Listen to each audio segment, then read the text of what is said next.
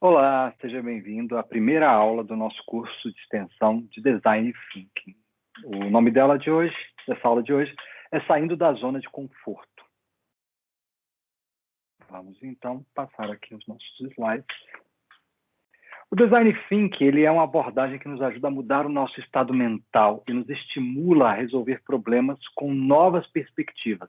Como o próprio nome diz, é você ter um pensamento voltado para o design, para a criatividade, para algo que seja inovador.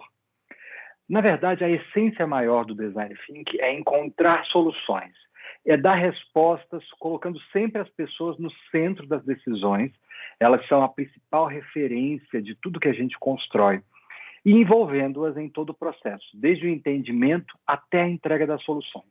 O pessoal de TI vai conhecer as pessoas como usuário, o pessoal de marketing, de gestão comercial, de recursos humanos vai conhecer as pessoas como sendo sempre ou o cliente interno ou o cliente externo, mas aquela pessoa especial e importante. E graças a ela, a nossa persona, é que nós vamos construir todo o processo de pensamento para criar algo que seja artístico, interessante, agradável, bom e que seja relevante para essas pessoas.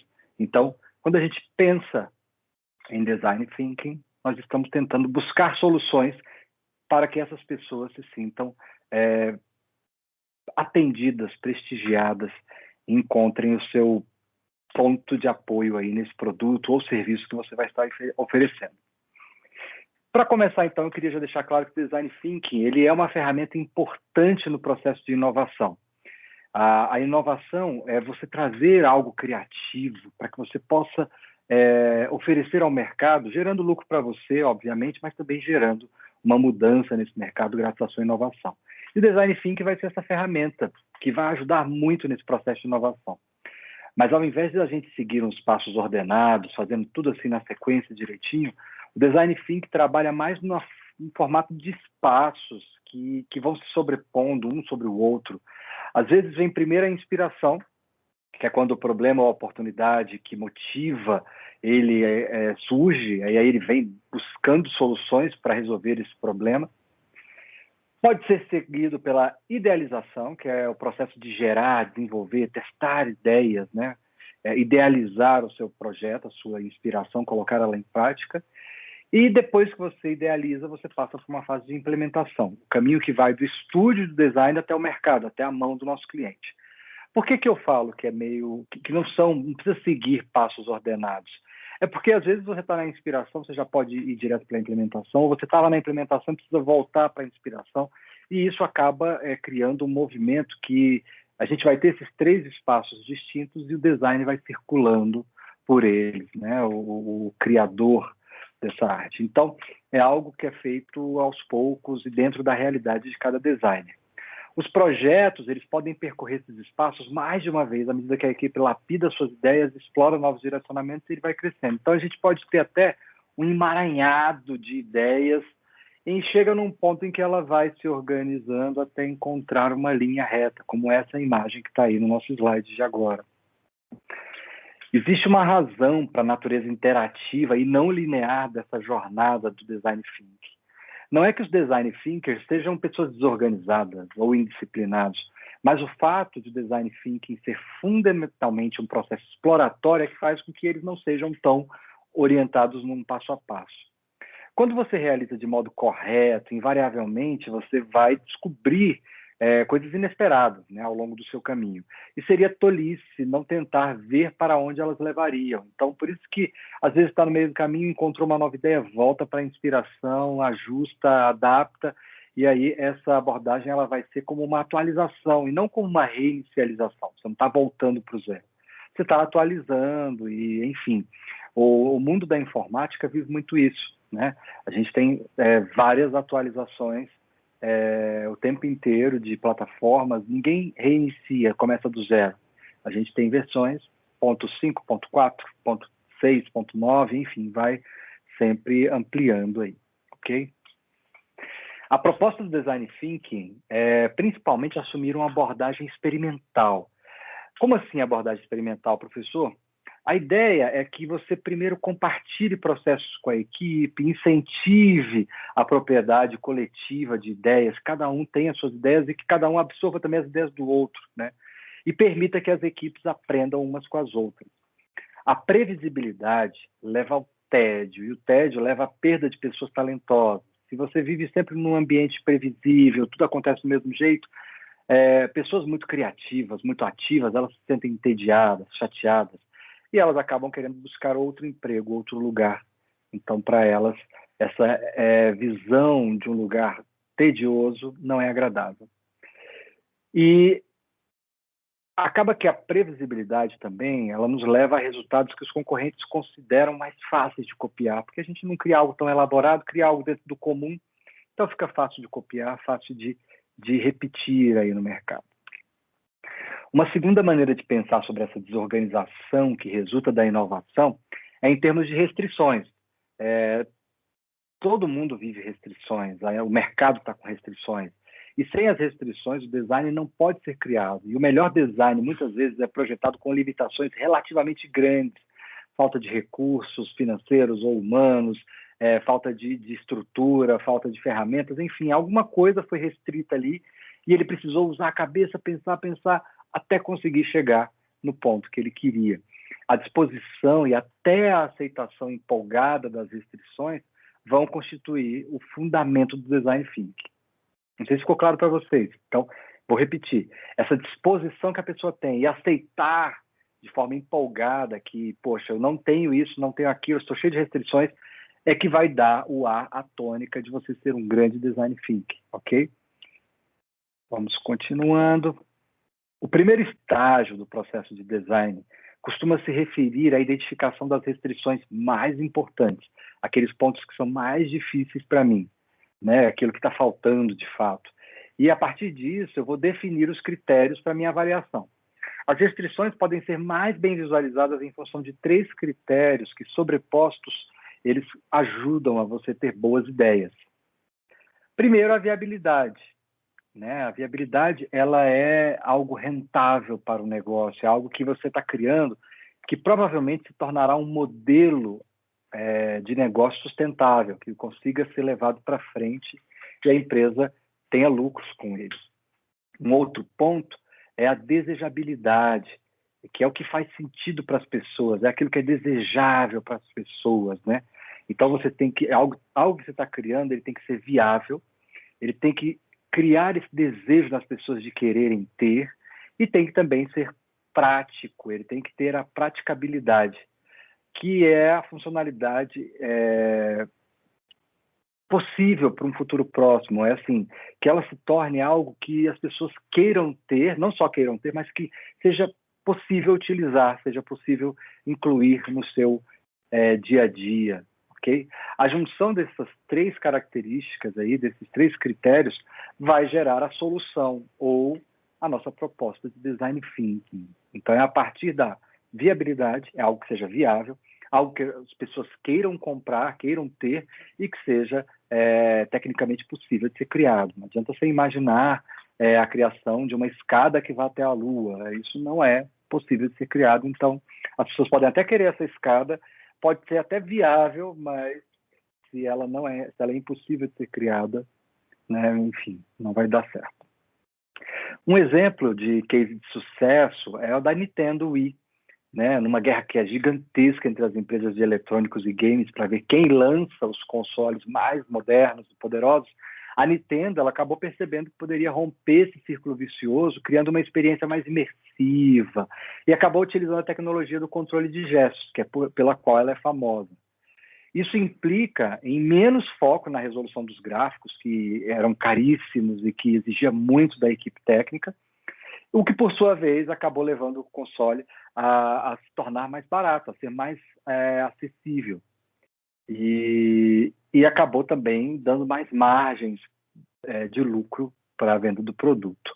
O Wii ele atingiu um equilíbrio perfeito entre a desejabilidade, a praticabilidade e a viabilidade, e acabou criando uma experiência mais envolvente para o usuário, gerando enormes lucros para a Nintendo. E isso foi muito interessante. A Nintendo quebrou padrões e quem usa sabe que é muito divertido, interage com a família, e é uma forma diferente de jogar, e que saiu mais barato para eles, dando mais margem de lucro.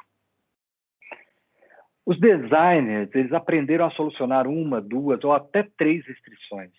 Os design thinkers, por outro lado, estão aprendendo a navegar nelas e entre elas com criatividade. Eles fazem isso por ter mudado o seu foco no problema para o projeto.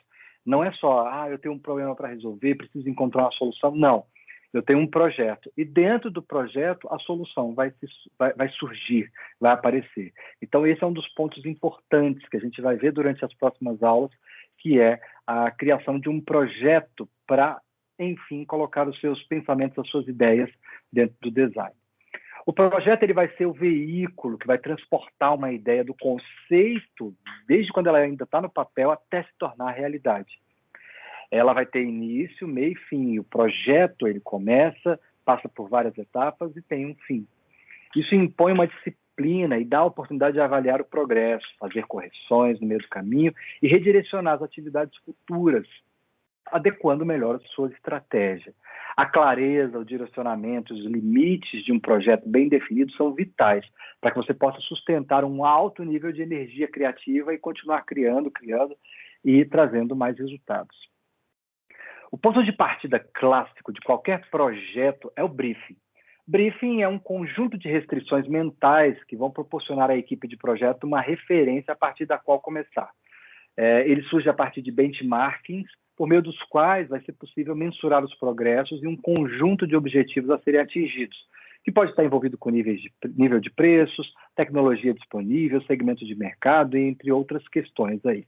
O cliente traz o briefing, ele diz, olha, eu quero algo para resolver esse problema e eu tenho essas restrições. E é a partir dessa ordem que o cliente traz, ou que que a empresa traz para os designers, é que eles vão iniciar a criação. O próximo ingrediente que veio do projeto, passou pelo briefing, é a equipe do projeto. Sem a equipe para executar o projeto, a gente não tem condições de sair em direção de realizar esse projeto. À medida que o design começa a lidar com uma variedade mais ampla de problemas e ascender no processo de inovação, o design que é mais solitário, sentado ali sozinho em estúdio, refletindo sobre a relação entre a forma e a função, acaba sendo substituído pela equipe interdisciplinar, um grupo de pessoas com pensamentos diferentes, ideias diferentes, que podem contribuir bastante com a criação de um projeto. O design thinking é o contrário de pensar em grupo, mas de forma paradoxal, ele tem que ocorrer em grupos. Quando uma equipe de design thinkers talentosos, otimistas e colaborativos se reúne, ocorre uma mudança química que pode levar às ações e reações mais imprevisíveis possíveis. Para chegar a esse ponto, contudo, nós aprendemos que devemos canalizar a nossa energia de forma produtiva e isso é uma maneira de conseguir abolir uma grande equipe a favor de muitas pequenas equipes. Então, uma forma da gente chegar nesse ponto é aquelas grandes equipes serem trocadas por pequenas equipes, porque quando as pessoas estão juntas ali em pequenos grupos, elas conseguem produzir mais e ter ideias mais produtivas. William White escreveu essa frase que eu acho que é a maior verdade possível. O efeito normal da identidade de grupo é suprimir a criatividade das pessoas.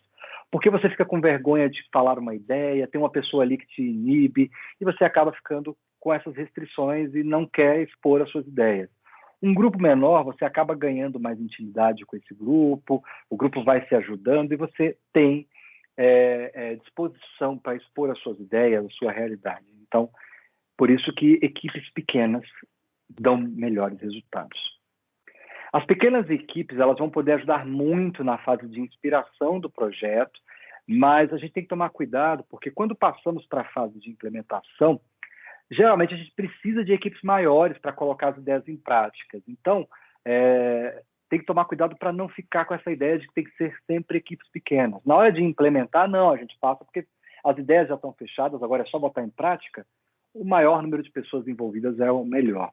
Equipes maiores, na fase de inspiração, elas acabam complicando o processo, deixando ele mais lento e com uma eficiência reduzida. Por isso que a gente precisa diminuir para equipes pequenas nessa fase de inspiração, mas na fase de implementação, quanto mais pessoas, melhor.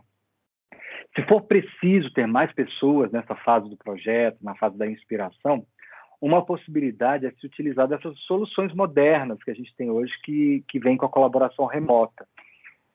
O próprio Teams, que a gente usa para dar as aulas, o Zoom, o WhatsApp, Facebook, Messenger, enfim, uma série de ferramentas que você tem aí que ajudam na colaboração remota, permitindo que pequenas equipes em lugares distintos trabalhem e, posteriormente, troquem informações entre si. Isso facilita muito você ter várias pequenas equipes, sei lá, em outros estados até ou em outros países, e em dados momentos vocês entrarem, se conectarem para trocar ideias, trocar informações. Entretanto, não há ainda uma ferramenta de colaboração remota capaz de substituir a troca de ideias real, ali, presencial, ao vivo. Mas a gente sabe que, mesmo à distância, as ferramentas mais ágeis que estão aí sendo lançadas, que existem, elas permitem que as equipes se mantenham conectadas o tempo todo. Uma delas que eu gosto muito é o Trello. Você consegue descrever as demandas, acompanhar os passos que estão sendo ocorridos ali. Então, é muito interessante você usar uma ferramenta como o Trello para acompanhar todo o projeto. E na hora que precisar bater um papo mais formal, mais ao vivo, assim, você pode utilizar outras ferramentas de transmissão remota que você consiga ver o outro, conversar com o outro, ouvir a voz do outro e perceber mais nuances. Isso é muito legal. Mas fora isso, a gente vai ter mensagens instantâneas, blogs, wikis, enfim, uma série de pontos colaborativos que vão permitir que essas equipes publiquem e compartilhem os seus insights e ideias de várias formas ali, ok? Então, não tem desculpa, dá para se comunicar de tudo que é jeito. E aí eu vejo as pessoas sempre associarem o lugar criativo, uma empresa criativa, sendo um lugar que é colorido, meio maluco, meio excêntrico. O Google tem muito disso, né? Separei essas imagens aí para vocês verem. Tem puffs, bolas, cores, enfim, milhões de coisas que dão esse ar de lugar muito modernoso, ativo, cheio de gente criativa. Mas para ser criativo, será que é preciso ter um lugar colorido, maluco ou excêntrico como esse? O que você acha? Faça essa reflexão. Mas aí eu já trago também um comentário.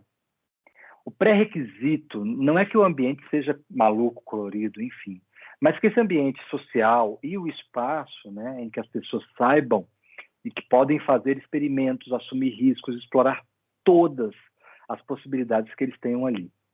Os espaços físico e psicológico de uma organização, eles vão funcionar num conjunto para definir a eficácia das pessoas dentro deles. Então, independente de ser maluco ou criativo, o importante é que as pessoas se sintam disponíveis para experimentar, para assumir riscos, para explorar todas as possibilidades, enfim, ter um espaço em que elas se sintam livres para criar. Isso é que é importante. Uma cultura que acredita que é melhor pedir perdão depois, em vez de permissão antes, é a cultura ideal dentro dessas empresas. É uma cultura que recompensa as pessoas pelo sucesso e dá permissão para elas falharem. E isso acaba removendo os obstáculos, né, os principais obstáculos que inibem a geração das novas ideias. Se a gente afrouxa um pouco as regras, não quer dizer que a gente vai permitir que as pessoas ajam como idiotas ou venham, sei lá, bagunçando todo o processo. Mas vai permitir que essas pessoas sejam mais completas. E pessoas mais completas é o que as empresas precisam, porque isso é um passo que muitas empresas parecem ainda ser relutantes em seguir, dar espaço para as pessoas serem mais completas. Chega ao ponto de algumas empresas isolarem a equipe criativa dos demais colaboradores. E aí esses que são criativos vão ter uns espaços mais criativos, e os demais não vão ter esses espaços. Isso eu acho um absurdo. A gente tem que dar as mesmas possibilidades e espaço para todo mundo. O design thinking é uma mentalidade incorporada em equipes, projetos e nos espaços físicos de inovação. Um espaço de projeto bem projetado, ampliado por ferramentas de acompanhamento remoto do projeto, como o Trello, ou o próprio Telegram, ou o WhatsApp, vai ajudar a manter a equipe mais conectada quando eles estiverem fora daquele espaço, podendo aumentar significativamente a produtividade da equipe, sustentando melhor a colaboração entre todos e melhorando a comunicação com os parceiros externos, com os clientes, enfim, as ferramentas vão contribuir. Elas são uns espaços que vão além. Hoje a gente fala muito de nuvem e, nesse ponto, é como se a gente agregasse os espaços da nuvem ao espaço do projeto, ao espaço de criação, ok? Então, devido à natureza inerente e experimental do design thinking, é muito importante a gente ter a flexibilidade como um elemento chave de sucesso, né? E nessa questão dos espaços, com a pandemia veio muito essa realidade da gente ter espaços colaborativos fora de um espaço físico, né? Na nuvem ou via ligações ou reuniões, várias formas da gente trabalhar. Isso traz uma flexibilidade muito grande e isso contribui bastante para o designer pensar e criar de formas mais ampliadas. Dilbert tem uma frase que eu gosto muito. Ele diz assim: espaços padronizados tendem a produzir ideias padronizadas. Então, quanto mais flexível a gente for em espaços que rompam a realidade, que rompam o status quo, mais a gente vai ter pessoas criando ideias diferentes, ideias inovadoras. E é isso que a gente busca quando a gente tenta trabalhar o design thinking.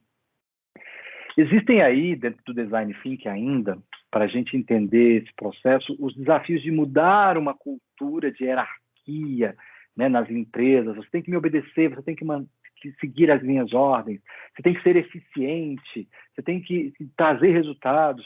A ideia é mudar essa cultura para uma cultura de assumir riscos, de explorar, de buscar ideias novas. Daí sim nós vamos estar rompendo, sendo disruptivos em vários sentidos, para construir novas ideias, trazer inovações, romper com uma série de padrões que vão permitir criar algo muito interessante, muito novo. As pessoas que conseguem fazer esse tipo de transição, saindo dessa hierarquia e eficiência para um ambiente de riscos, de exploração, se elas conseguem fazer isso com sucesso, provavelmente elas vão se tornar mais envolvidas, mais motivadas e mais produtivas do que nunca. Elas vão chegar mais cedo ao trabalho, vão sair mais tarde devido à enorme satisfação que vão sentir de estar naquele lugar. Por isso que empresas como o Google criam um ambiente que é agradável, que tem aquele barzinho, que tem a sinuca, tem o espaço de descompressão. Você corta o cabelo, você lava a roupa, você dorme na matriz do Google. Então, esse ambiente faz com que você viva e se entregue totalmente ao projeto. Alguns dizem que isso é até loucura, né? Você perde a sua vida para viver para a empresa. Mas a empresa acredita que quando essas pessoas estão tão envolvidas, elas começam a ver coisas que os outros não veem, por não estar tão envolvidos dentro do processo, ok? Então, nesse sentido, a gente vai ter aí pessoas mais incorporadas na criação de ideias. E uma vez que elas vivenciam essa sensação, poucas pessoas acabam ficando dispostas a abrir mão disso, porque é muito interessante, é muito envolvente, você está totalmente conectado com o processo e com a empresa. Enfim, resumindo então sobre esses 3 espaços que eu comentei desde o início, ao longo de mais de um século de história dos designers, né, que vem aí solucionando problemas com criatividade, a gente vai ver que os designers criaram um conjunto de ferramentas que podem ajudar a transitar, né, que é esse espaço da inspiração, de pensar em algo novo, criativo, a idealização, de botar isso, essa ideia que está na cabeça no papel, e do papel colocá-la em prática, implementando. A gente pode até chamar isso de os 3 espaços da inovação, porque se a gente é flexível e rompe o espaço presencial, você vai ver que você vai coexistir em um espaço que é um espaço de inspiração, que é um espaço de tornar essa inspiração em ideias, em idealização, e transformar essas ideias em implementação, em algo de fato criado e pronto para ir para o mercado. A gente está vivendo um momento em que o design tem que sair das mãos dos designers e se espalhar por toda a empresa. Todos nós temos que assumir essa vontade de criar algo novo, de trazer ideias. Então, nós precisamos aprender a pensar como designers, a ter design thinking, ok? Que é essa ideia do pensamento como design. E você? Você já pensa como design? Você tem alguma característica que fica claro para você, que você rompe as barreiras e traz ideias em questões inovadoras? A gente vai ter um fórum hoje para você compartilhar isso. Mas antes de levar você para o fórum, eu queria comentar que não é só um papel das pessoas normais pensarem como designers. Os designers, eles também precisam aprender a sair dos seus espaços sem medo. Eles ficam muito trancados naquele ponto e ficam com medo de se abrir demais, de se expor para os outros, né? Essas mudanças que ocorrem em todos os setores, elas demandam uma nova prática de design. Uma prática mais colaborativa, mas de uma forma que intensifica os poderes criativos das pessoas que não são designers, em vez de enfraquecer. Uma forma também mais focada, mas ao mesmo tempo flexível e reativa às oportunidades inesperadas que surgem de repente. E também uma prática mais concentrada, não apenas na otimização dos componentes sociais, técnicos e de negócios que um produto exige, mas também em atingir um equilíbrio harmonioso de estética, beleza, funcionalidade e praticidade. Tudo isso aí vai fazer com que a profissão do designer seja cada vez mais valorizada e possa se expandir, rompendo as barreiras daquela sala fechada. Eu trouxe um vídeo aqui que eu também disponibilizei lá no Moodle para vocês. Se por acaso tiver algum problema com o áudio ou em ver o vídeo aqui, você pode ir lá no Moodle e conferir um vídeo. Eu vou passar agora aqui ele para vocês.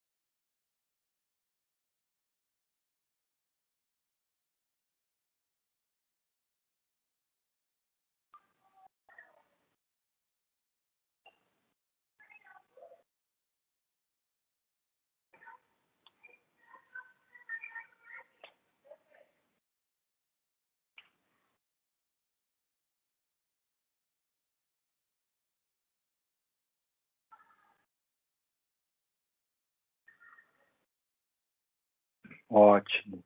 É isso, pessoal. Se a gente não conseguir transformar nossas ideias, nossas invenções em algo que torne negócio, que seja vendável, que entre para o mercado e que gere lucro para a gente não está inovando.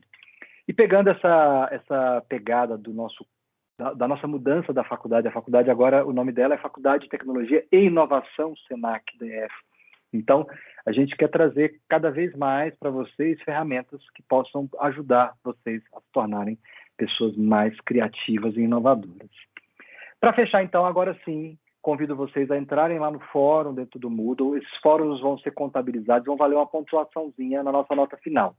A gente vai ter algumas atividades no meio das aulas, no decorrer dessas 10 aulas que a gente vai ter durante esse semestre, essas horas de curso de extensão. E a cada aula a gente vai ter um fórum que vai contribuir para a pontuação final. E no final, uma atividade que vai ajudar também nessa pontuação, ok?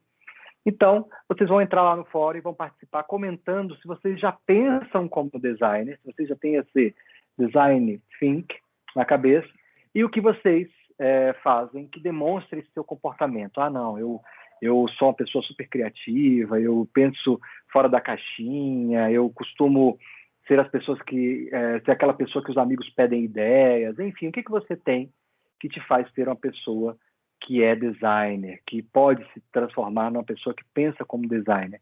E se você não é, o que você acha que precisa fazer para se tornar uma pessoa que pensa como designer, ok? Aguardo então a participação de vocês e a gente se encontra na próxima aula. Um grande abraço e até a próxima.